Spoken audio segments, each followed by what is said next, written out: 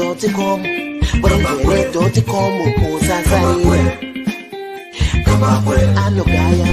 Gokwe uyo anotara mari anogaya mari garai mamunzwa pane nyaya pano zvamunoda kunzwa zvinotaurwa pano madiko kumunzwa mugovane.com. Gokwe vanogaya mari vanotara mari vanoziya mari. Gokwe vanotara feya kuti pamberi zvichafamba sei. Vanhu terere zvikubatsirei mukufamba kwenyu zvikubatsirei. Mirai.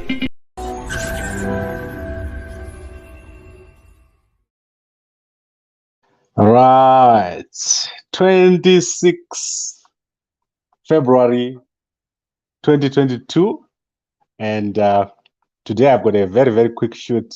I've been very busy throughout the day, and I want to quickly look at the events of the day. And what I want to say is that we are now at that place where things could seriously go wrong in Zimbabwe. And this is because of the behavior of the opposition party, the MDC, CCC, or the Citizens Coalitions for Change. The actions of the CCC, as we saw today at Gokwe,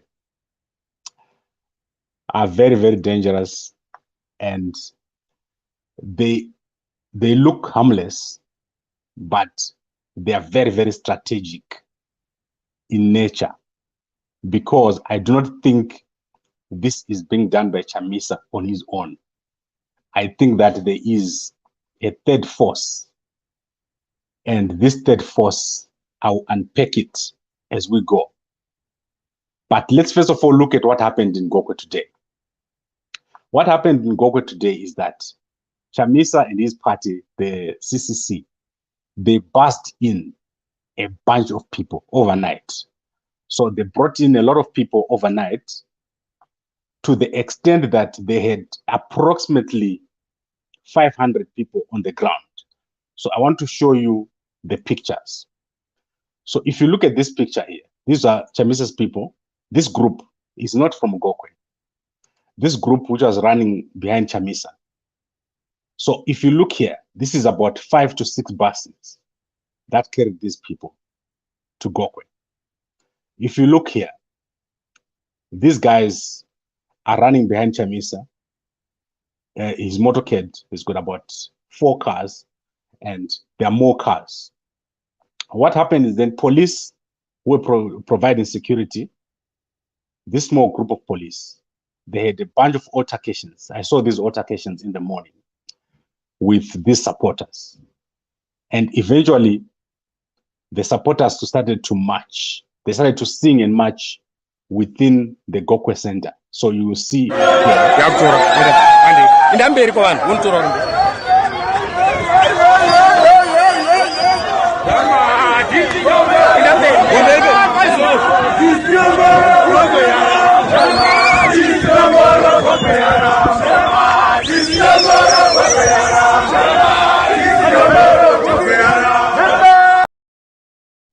right, so I'm going to remove that. I think the point is made. You saw that a lot of people came in, and the whole point of these people coming here was to make sure that when Chamisa arrived, he will have a lot of people around him. Remember, I don't support any political party. I live in a very democratic country, and I want to give you a benefit of understanding what is happening. I'm not like Hopo, who is an MDC supporter. So when you listen to Hopo, you're going to hear MDC things. When you listen to other people, you're going to hear ZANU-PF things. But I'm going to give you the facts, and I'm going to give you my analysis. So what is happening here is Chamisa has developed a tactic. The tactic is to bus people. He started this tactic. I remember I told you when he went to Mtare, when he went to Masvingo, when he went to Beshnaf Bridge. I did explain to you that Chamisa has developed a tactic to bus people into areas. So these people have got nothing to do with the area where he is.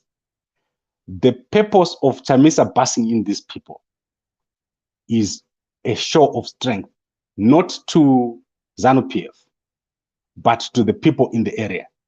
So when Chamisa buses people to Gokwe, his intention is not to show ZANU-PF that he's strong. His intention is to show the people of Gokwe that he's strong and that ZANU-PF is afraid of his strength. So that is what Chamisa is trying to do when you see him busing people into these areas.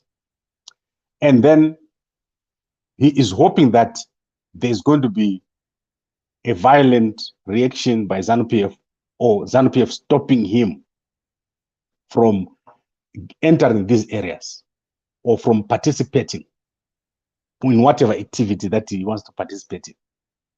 Because if you see him, he went to Gokwe. His purpose is not to address the people of Gokwe. There's no one in Gokwe. There's not a bunch of people who are MDC members. They probably vote for MDC. They voted for MDC candidate before, not because they're members, but just because of, the people are disgruntled. There are many factors that lead people to vote for an opposition party. But it doesn't mean they're members. So if he was to have a rally at Gokwe Center, it wouldn't have 10,000 or 20,000 people. The rally would have the people that Chamisa came with. So that was the intention. And the purpose was a show of strength to the people of Gokwe that if you vote for MDC or CCC, we are strong enough, we are more powerful than ZANU-PF. That is what he's trying to do here. But that is not all. There is a bigger strategy here at play by Chamisa. And the strategy is quite dangerous because it comes from the fact that Chamisa realizes that he cannot beat ZANU-PF in a peaceful election. So in this election that is coming, Chamisa cannot beat ZANU-PF hands down. So I want to show you what happened at Kwekwe today. So if you look at what happened at Kwekwe, it's obvious that ZANU-PF has got massive support in these areas. The number of people that support President Mnangagwa and ZANU-PF is very, very big. I'm seeing here Mr. Jonasi with Passion Java, and I'm seeing here, let me see where I was, President Mnangagwa. I saw President Mnangagwa with Passion Java. I don't know where this picture has gone to, but it was a, in terms of a rally, Chamisa can never master the numbers that ZANU-PF has mastered. Chamisa cannot win an election that is free and fair. In fact, an election that is peaceful, that is based on a normal campaign. He cannot win that hands down, like what happened in Zambia, where they got almost 80% of the vote. That is not possible. So what is going to happen is, whoever wins in 2023, they are going to win with a very close margin, around between 40 to 60 at the West, and 40, 45, 52, somewhere there. Very small margin. It's not going to be a very big margin.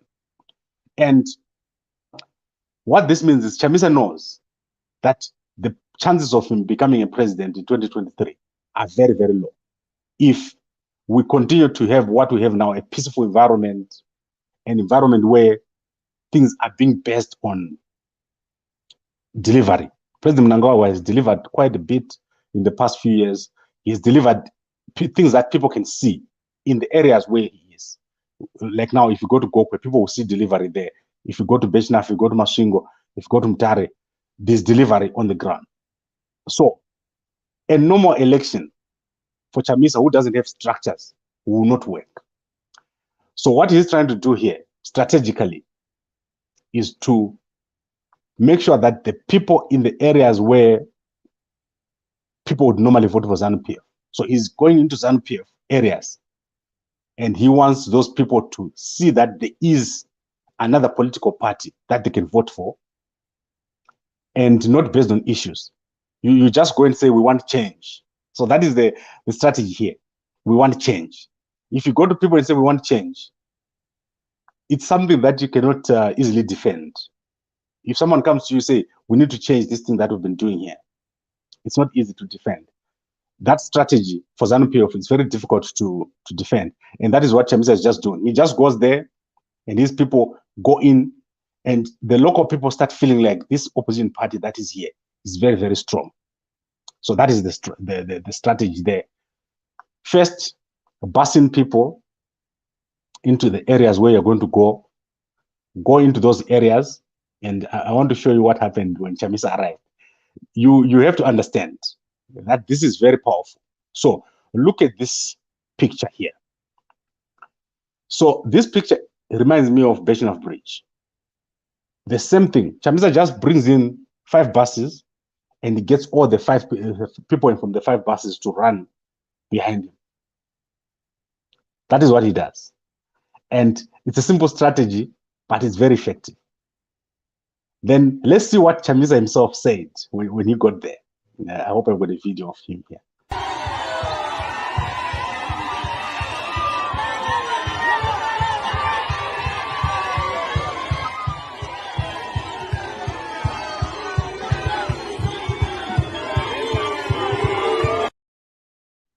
Right, so you can see that Chamisa said nothing. He's just walking. He just walks and he waves and he says nothing. The power in what he's doing is obviously he's creating that impression that he's very, very popular. He's coming from Harare. All people are coming from all over the country to support him. If he does that in Gokwe, he does that in Masvingo, he does that in Bulawayo, he does that in Shavani, he goes all over the place. It changes the narrative altogether about him. But what he really wants is a violent reaction from ZANU-PF, because ZANU-PF is going to be forced, as time goes on, to defend their base, because these are ZANU-PF areas. So ZANU-PF is going to be forced to come up with a reaction. And when that reaction comes, you saw today the guys who were in Gokwe, they were not running away from the police. They were having running battles. So they would go to the police and provoke them. They'll run back, they'll go back again. And the police were outnumbered. Basically, that's what happened today. The police that were there by Gokwe were outnumbered.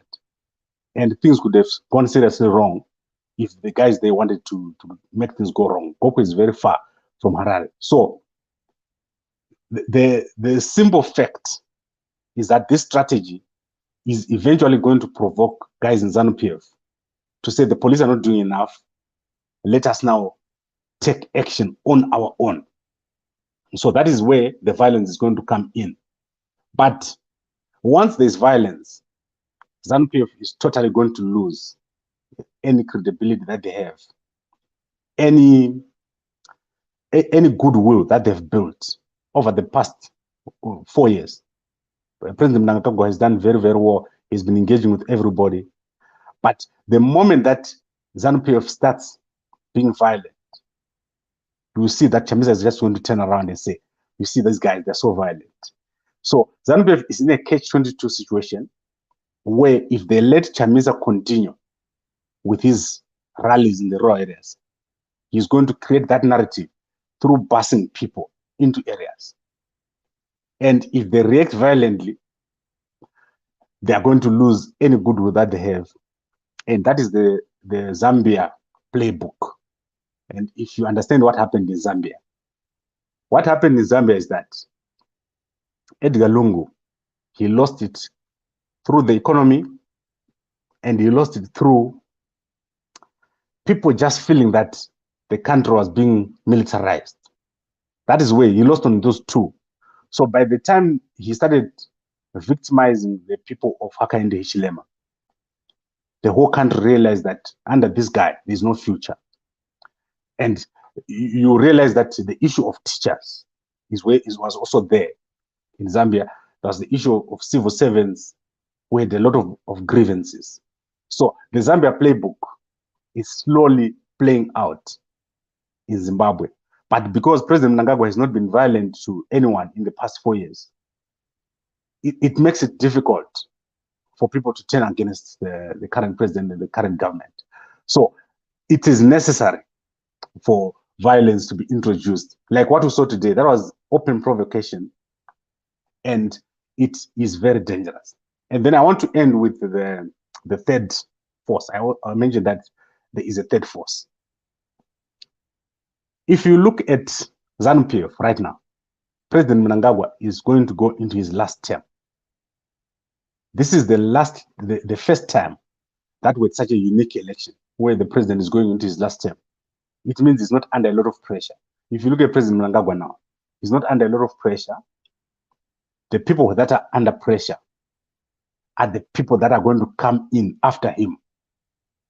So if President Mnangagwa wins now, you will see that he's going to sit back more and other people are going to be competing for the presidency.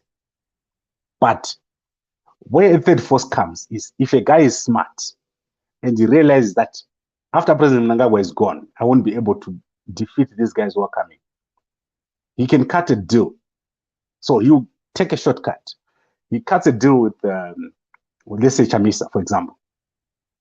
And he's in ZANU-PF.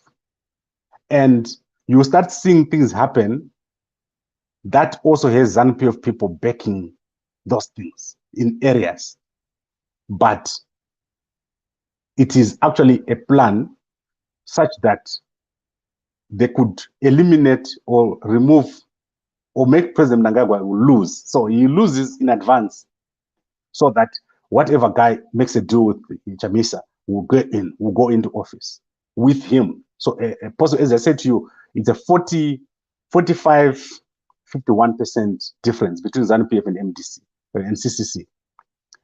It would be an advantage if someone was to cut a deal with Chamisa. Because remember, Chamisa has always been talking about a transitional arrangement.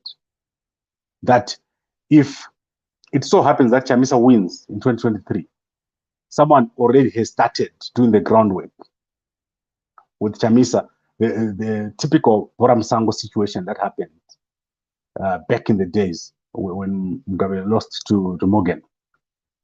So you could have a similar situation here, where guys have calculated and realized that if President Mnangagwa is in office, after that they won't be able to go in.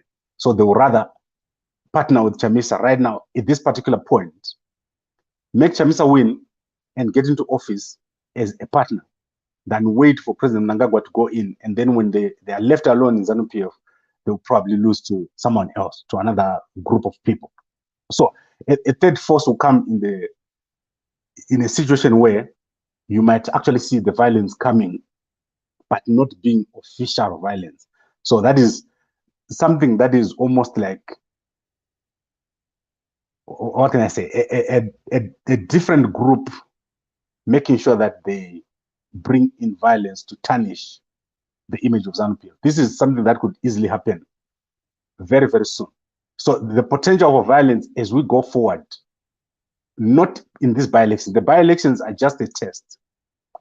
But we are within these next 400 days, there is a big potential of things going very, very wrong in Zimbabwe in terms of the busing of people. So the biggest danger here is the busing of people. If someone is busing people from one place to another, the same group of people, that is very, very dangerous, because it creates a narrative and it will cause the other side to react. They are not going to sit there and watch someone passing people all over the place and creating the impression that they're popular like never before, when they know that this guy is deliberately doing this to deceive people in our background or in our support on our strongholds. Because this is basically what is happening. Imagine if Chamisa was going to take the same people that he took today. He takes them all the way from Bulawayo, from Gweru, from Harare. Then he takes them to Shurugwi. And then everyone will say, no, Chamisa is so popular. And then he takes the same group.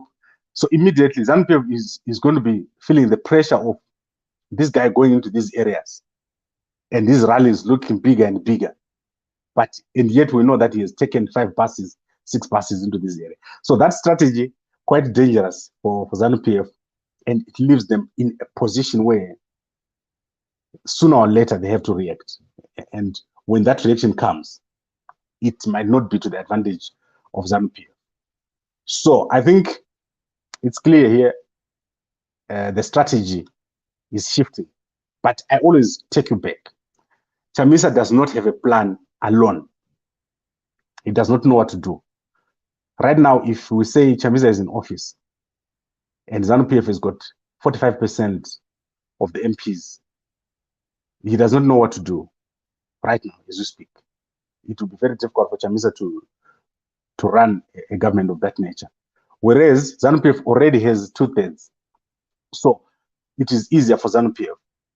But ZANU-PF needs not to be moved from their current, because ZANU-PF has been campaigning on the issues, on the dams and so forth, and development, industrialization, all these things that ZANU-PF is campaigning on. The moment ZANU-PF shifts from those, then it becomes a problem. The moment they start campaigning on populism, because now we are competing with someone who is just populist. They just go out and they say, I'm popular. And you're trying to campaign on issues. It's easier to just be populist. And the moment ZANU-PF stops campaigning on their important issues, then that is where violence is going to arise. Because it's just a matter of egos now. And when that happens, we might not have a proper election in 2023. So let me see if I left anything here. Chamisa busing people to the rural areas. It's a game plan. And he knows won't win in just an election, an ordinary election. So he's upping the game. And the 2023 elections are unique because President Mnangagwa is going into his last term. And the guys who are coming after him, who have got ambitions, some of them are probably going to be working with Chamisa right now as we speak. They're going to be going in there to try to have a shortcut, so that they can even get President Mnangagwa to lose now, and they get into an arrangement with Chamisa now in 2023. That way they avoid all this business of having to fight it out after he's gone. So this is where we are. And the 2023 elections will need dialogue. I always say this. There will need to be a lot of dialogue here. Some very smart people need to come up, because Zimbabwe is at a unique point. We're just a little bit, a centimeter away from doing very, very well. All we need to do is to work together as a country. But we could also be in a very difficult situation where, if we don't handle the next election very well, you either end up having a military solution, or you end up with chaos. So that military solution is possible, because you saw what happened in Uganda. In Uganda, they've got a very strong president, but they also had a very charismatic young opposition leader. And you saw what happened. People had to die. I think over 50 people had to die at one point. There was a serious shooting there in Uganda because of a polarized environment. So what you need to do in Zimbabwe is to depolarize the environment. The polarization in this environment is not good. If you polarize the environment, you are going to harvest the seeds of polarization. And you don't know what will happen. No one knows. The moment you polarize people, you might end up being the one who dies. Like one of you who is watching me, you may think, no, I won't die. Somebody else will die. You will be the one that is going to die. And it's everyone's responsibility to depolarize the environment. You need a country where elections can just happen and no one dies and no one is hit.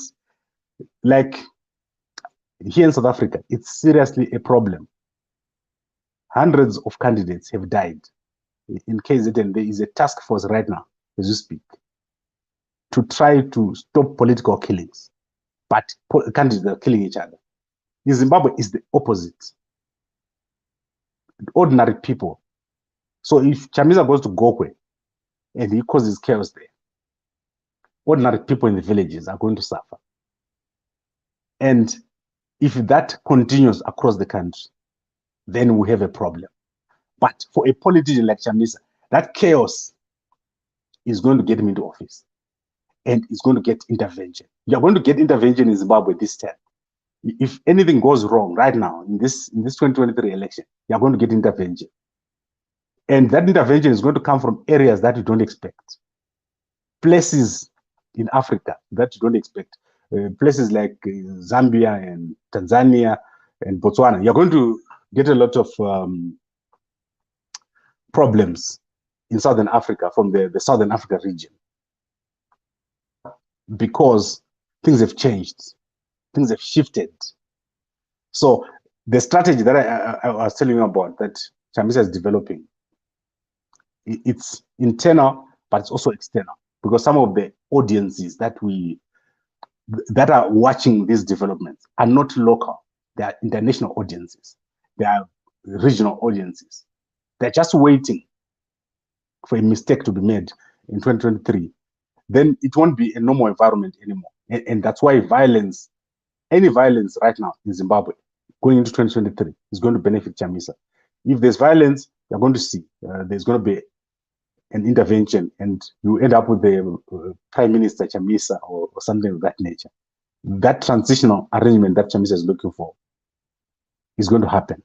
But if it's just a peaceful election and ZANU-PF gets the house in order, because here, what ZANU-PF needs to do is to continue what they've been doing. They've been doing great.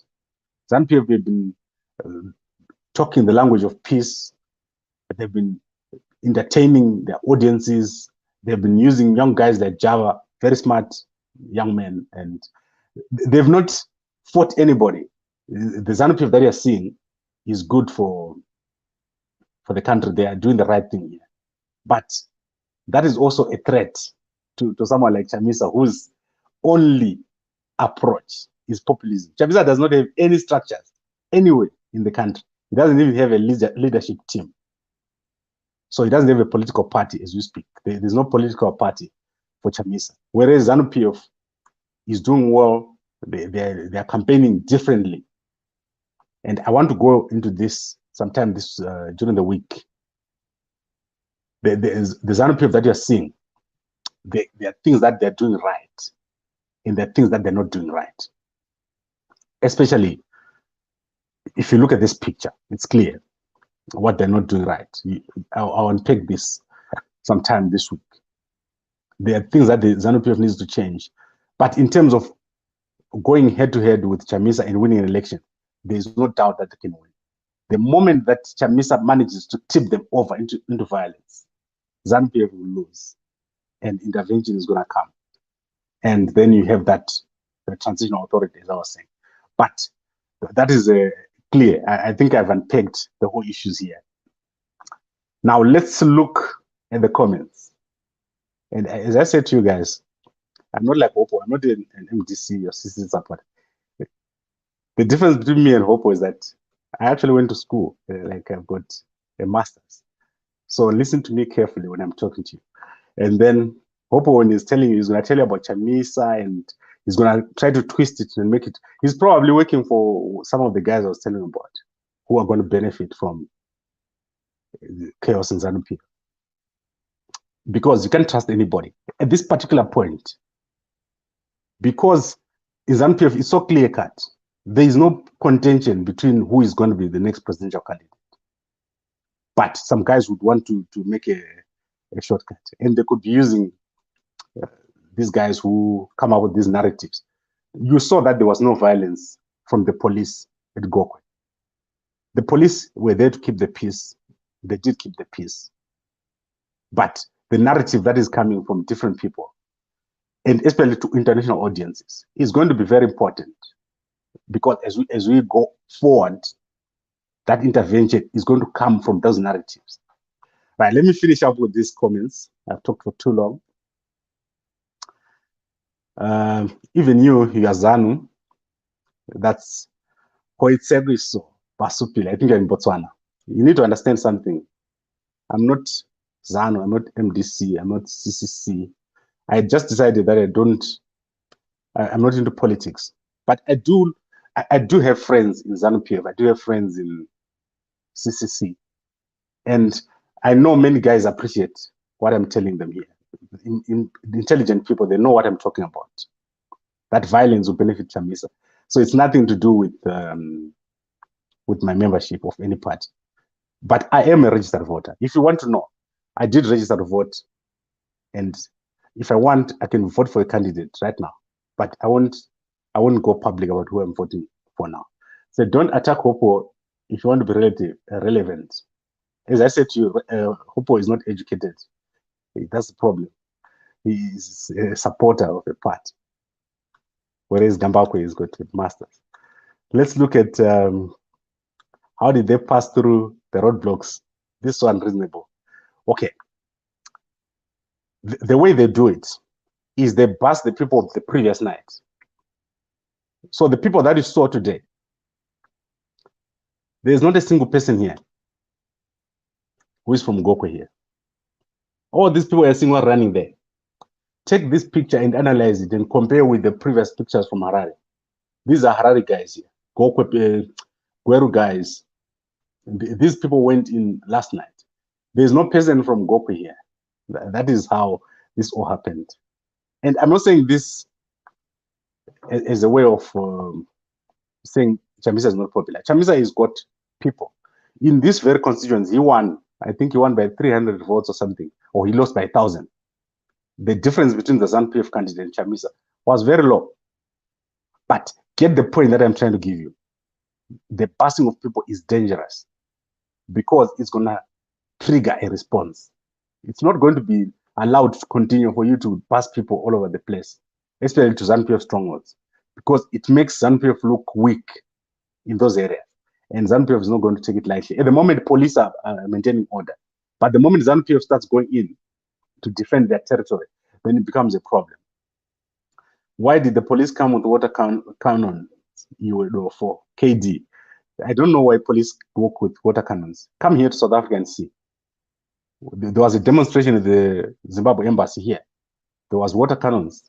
I don't know why they do that. And you saw them using the water cannons. Let's not question each other on operational issues. I'm not police. Then let's go to the kid was saying they already voted for ZANU or they're just a rally. The difference between ZANU and CCC is that ZANU-PF people have got cards. They're members. People who vote for ZANU-PF are members. People who vote for CCC are followers. So if you see a big rally by ZANU-PF in an area, check their votes. They're going to have a lot of votes. But they could make mistakes. Like I told you, they could make mistakes if they are divided, if they allow. So they have to counter this busing. They have to counter this busing without causing violence. Because this is where the issue is. The issue is on busing. The moment Chamisa is busing people, that is going to cause violence. And that is where that's something ZANU-PF needs to counter, the busing of people. Then kind of saying, Gambakwe is ZANU which buses people. I don't know about ZANU busing people. ZANU-PF has got structures. That's all I can say to you. And you know that Chamisa does not have structures. But the busing, you've never seen ZANU-PF busing people to Harare Central or to the center of Harare. They don't have to do that. They've got their own people. So the danger here is the busing of people. So keep that at the center of everything, because that is what will be the source of all this violence. Show us the buses. I'll show you soon. I'll be in Zimbabwe very soon. I hope that we sort out the financing of Gambakwe Media and I can on the ground. And then we can show you the buses.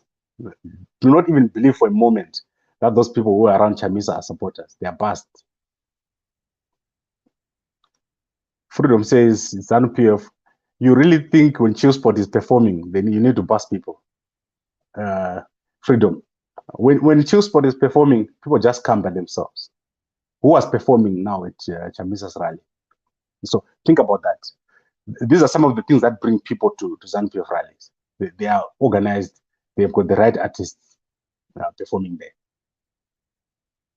Then Justin is saying you're sensing Chamisa win. Chamisa, as I said to you, does not have structures. I'm not saying Chamisa is not going to get votes. Don't get me wrong. I said Chamisa is in ZANU-PF, they're probably going to go 45, 55%, somewhere there.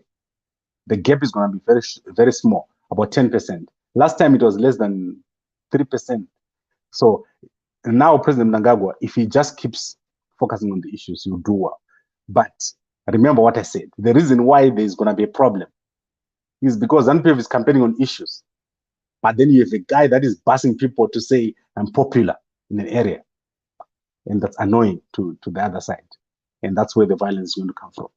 Let's conclude this with a Saturday. Right. I wish you could change your mindset. Seems like we're lazy, so, but only your pride will kill your man. Well, I think I've done my best here. Cindy, so baby. So you're lazy, but so lazy is that you can't bus people to an area and just keep going, and then nothing happens. I think in other countries it's even illegal. I don't think it's allowed to do that. Right. I think we've done enough here for today. And it was a packed day. I was listening to the ZANU-PF rally. I watched that rally on ZBC. So you can go there and watch the whole thing. And then obviously I was following what was happening on other platforms. As I said, it's very polarized. If you listen to Gambakwe speaking, and then you go and listen to Hopo speaking, and then you go and listen to other platforms, you end up with confused. But the basic facts are obviously that you have to go to different places to get your facts. But I try to tie it up for you together. I try to tell you about what is happening now and what it means in the future, especially when it comes to this issue of who is going to win or not. I've got no doubt that if ZANU-PF is proper strategists, they will do well. The problem that will happen with ZANU-PF if they fail to mobilize the youngsters and their voters to come out. Because ZANU-PF is huge, it's a big party. It's very, very big, very organized. They've got the right people right now. If only we could have dialogue and people could work together, Zimbabwe is just on the verge of doing very, very well. Then Cleo is Patro, Dala, Natural. You want to get me started. Hopo is much more balanced. I told you the difference between me and Hopo is that Hopo is not educated. He's a supporter of CCC. You never hear anything from Hopo except supporting CCC. And he's probably working for a third force. So anyway, that is it. That is all I wanted to say for today. I want to be back tomorrow. Normally I have Mr. Pangane Mhlanga here. I haven't seen him in a while. But if I do manage to get him, we'll be back. We'll touch on some issues. As I said to you, there were guys who were killed here last week in a shootout with police. About 25 guys. Initially, the minister here said they were Zimbabweans. But it turns out those guys, it's not true that 20 of them were Zimbabweans. And in fact, a few days later, 10 guys were shot dead in Botswana. And 9 of them were South Africans. And so I think there is a need to correct some of these narratives that are taking place. Because Zimbabweans are under siege here because of these kind of narratives that they are criminals, which is not true. Zimbabweans here are peace-loving people, hardworking, just trying to make a living. So let's get that sorted and we'll talk again tomorrow. Thank you very much and good night. Gokwe.